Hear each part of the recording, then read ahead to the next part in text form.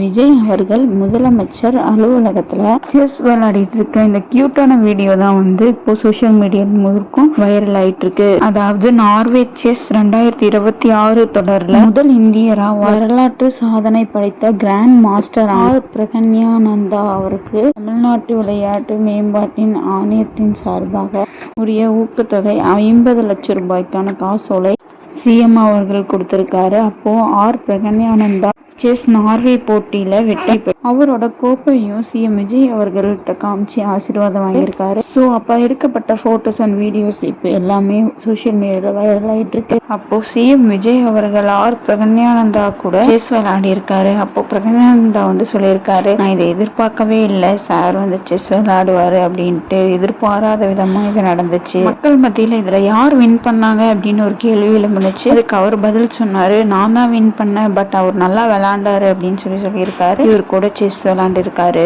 அப்படின்னு சொல்லிட்டு மீடியால பேட்டி கொடுத்திருந்தாரு. சினி பத்தின அப்டேட்ஸ் தெரிஞ்சுக்கிறதுக்கு சினி டாக்ஸ் டைரி சப்ஸ்கிரைப் பண்ணிக்கோங்க.